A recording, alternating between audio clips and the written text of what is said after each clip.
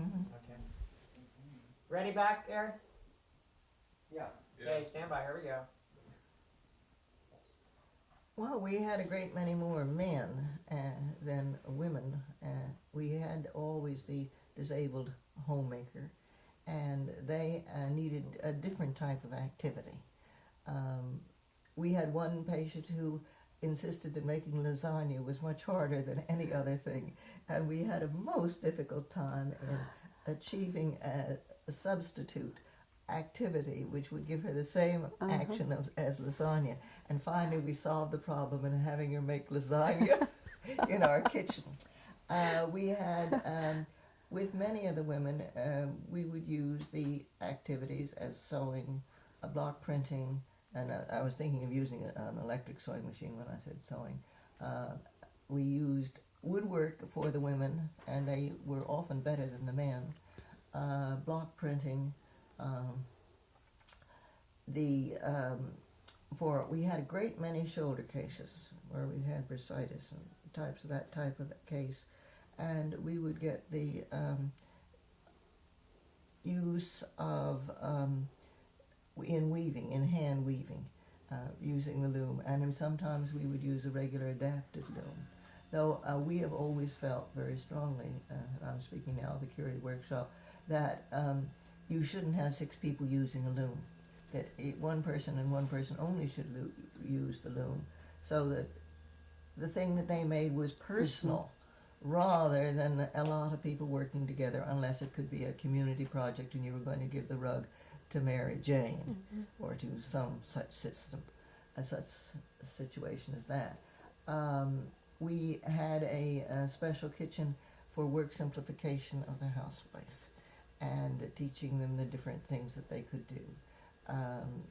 For amputees, though we did not treat many amputees, partially because we were in a university set up and had an amputee clinic where they did treat them, but we had some amputees, and it was a question of teaching them to do it, and of course the usual number of stroke cases that we all get, and teaching them to tie their shoes one-handed, and the different adaptations of clothing and this type of thing. We found that we never used any substitute for crafts, though we did use games and that type to supplement. To me, they were part of occupational therapy because I was educated in the days when there were no recreation therapists, there were no music therapists, there were no library specialists, and the occupational therapist was in charge of everything, including music. How were your programs supported financially? Our program was supported by the United Fund, and about 1939, as we began to come out of the Depression, we had a number of industrial accident cases who were paid for. They would be called third party, which they are third party, and they were paid for by the insurance companies.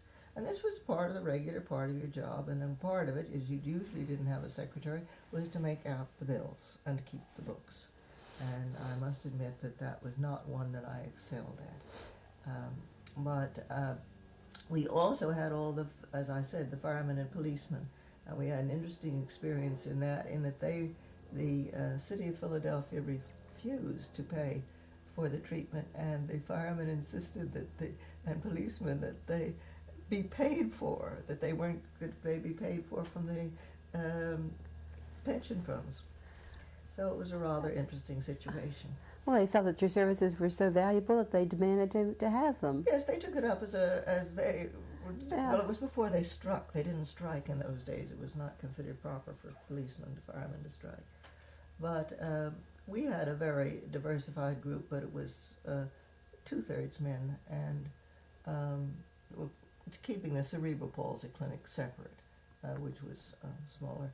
And the war ended the cerebral palsy clinic in that the tire shortage was so great that the school system had to put in an occupational therapy department because they couldn't afford to bus the children down to us. So did you go then to the schools after that? No, they had to employ the occupational therapists. With some advantages to wars.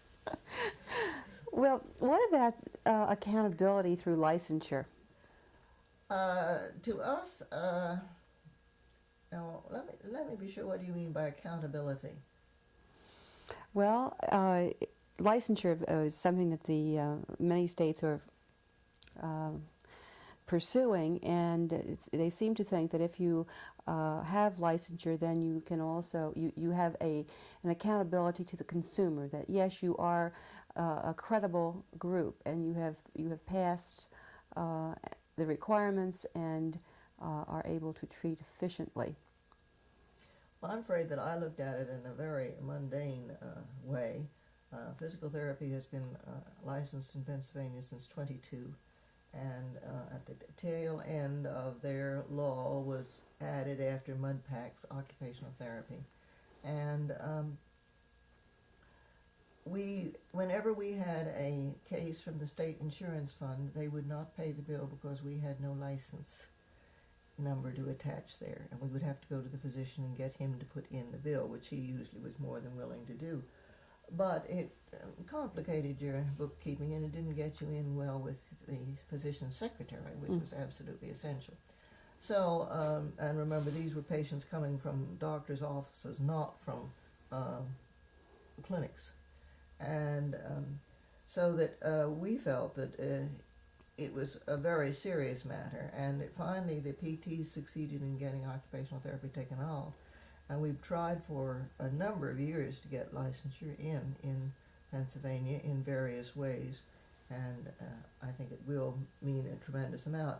Now, I do think that you're accountable, true, but the state legislature had an interesting attitude when I was there last at a meeting, when they said that occupational therapists couldn't hurt a patient, so there wasn't any point in having them licensed. Well, what about the people who practice as OTs or call themselves OTs and they are not? Well, your average license law is not going to do anything about that. I can give you quite a number of PTs and other people that are working cheerfully, people from Sweden, for instance, occupational therapists and physical therapists coming from Sweden and working in doctors' offices and so on, and there is no real policing. It's a very strict law, and if you don't have a law that you can transfer from New York to Pennsylvania to Maryland, so that we have reciprocity throughout the country, we're sunk. And if we don't, so that's essential. And you're not going, there are two things that licensure won't do, and most OTs want the two things. One is to get rid of the people who aren't really qualified occupational therapists, and the other is to get more refers. And I assure you it won't bring you refers, medical refers, the way you want them.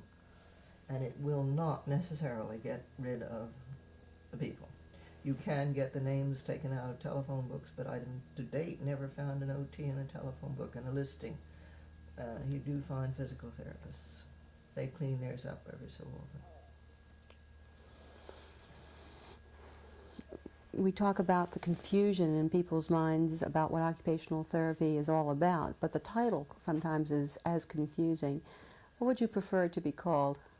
Well, this has been internationally a terrific problem, and it is one of the things that I think that all American OTs should be very careful about in writing, because many of our words don't translate. And one of the ones that does not translate is occupational therapy. Great Britain has fought this matter over extensively and have agreed to state occupational therapy. But almost all the other countries have taken, not India, but all the European countries have shifted to ergotherapy, because the occupation, in the sense that we mean it, not as a job, but as a means of keeping yourself occupied, or using an occupation that would occupy you as a curative measure. That is simply a word that does not exist, particularly in Dutch. And you must remember that when we're writing for the World Federation, we've got to translate most of those things, and it is a great difficulty. And it has been a very sore subject. Now, a lot of people, because the physios in Great Britain changed themselves from the Society of Royal Masseurs to the physiotherapists, not physical therapists. And this made a tremendous change in their acceptance. They had the gymnasts, they had the remedial gymnasts and the Association of Royal Masseurs, and they changed themselves into physical therapists, and this gave them a standing that they'd never had before. But because this happened to work for them, we don't have silly titles like that. Excuse me, I shouldn't have said silly. I apologize to them. We don't have titles that had no real meaning. And I think that we have fought for, since time immemorial, to get occupational therapy accepted, and having gotten it more or less accepted, I can see no point in changing it. The title of ergo therapy? Ergo means work therapy. Work therapy. Ergo is work. Fine. So that you, at this point... It's taking the Greek, and therapy is therapy. And that's another thing. Occupational therapists should not say, though we all do, and I'm guilty as anyone else, occupational therapy treatment, because therapy is treatment. So it's occupational therapy. And you're advocating that we stay with that since we've gotten it this far. Yes, and by the time we get all the licenses in, and so many states are working for licensure, I can just see they have a problem of trying to change it again. Mm-hmm.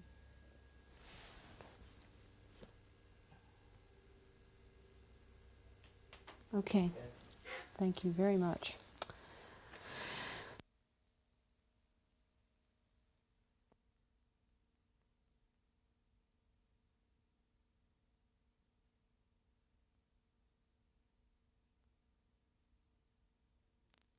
I am reading it to my younger nephew. He doesn't know it, but I'm doing it because I don't want the older nephew to get too much use of the property. And the younger nephew has been very responsible. And does all the caretaking and putting actually all the repair and that sort of thing he's done. And we have a camp fund that we contribute to, but our California family paid very little on that fund. I'll do it again. And so I want to leave it to him because I think it will be safer with him and won't be manipulated by a large group. Because as the family grows, the youngsters can all come in and say, oh, why not do this to the cottage and do that to the cottage, and then start doing it. And I probably roll over in my grave and haunt them when I discover some of the things that they've done, but perhaps I wouldn't have that ability to remember. They were down to the point now of even scheduling families just for pure. Probably more light on that clock, Mike.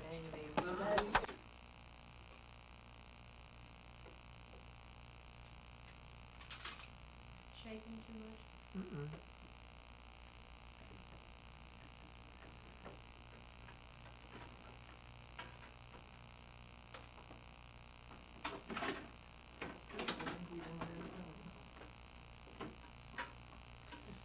Put in a while.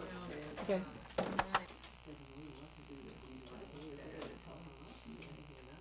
Yeah.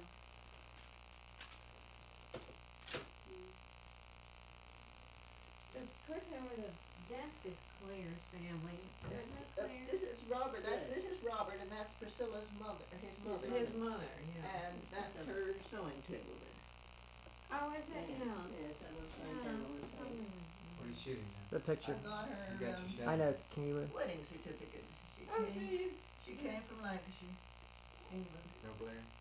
I'm okay right now. Yeah, I got clear now. And the calendar on there, Barbara Stowe sends us. Yeah. Yes. yeah. She sends us a little calendar like that every She year. says it's small enough for Stowe, for this place. Yeah. But you know, I did the inventory, just crossing out things we didn't bring, and we brought most of the stuff. Okay, let's hit this wall here. Probably falling a lot. We did get rid of a lot of the furniture. It gives I the did quite like feel my of- nephew and grandnephew, and said, it really, we're not covered, the you know. feel of We the really other have house. plenty of room and, Encouraging hot internet there tub, and hot fine tub, all the it's not, time. they're out of town. And, we really have plenty of, big storage shelves, it's very nice to have that. And then outside, we can let them go on, and we'll skip the summer here, which is a nice Arabic, French house. English.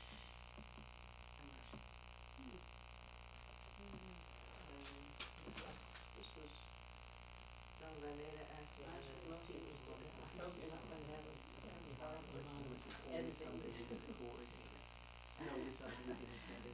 Just talking in that way, you can just absolutely jumble up your sentences, so you get such a It's crazy not an things easy there. task to have It's not. respond to a question. I don't know.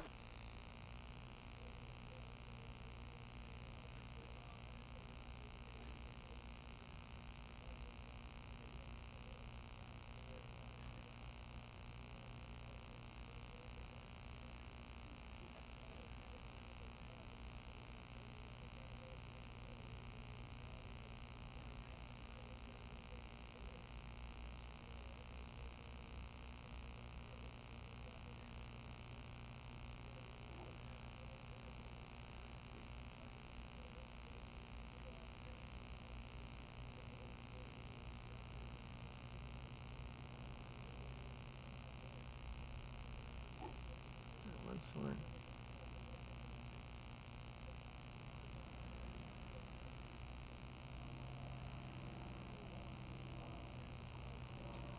Okay.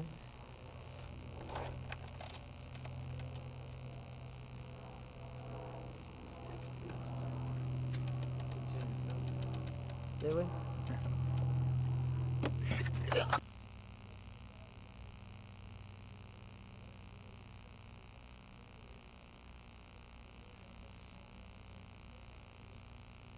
Like somebody's being Willard's back. Mm-hmm.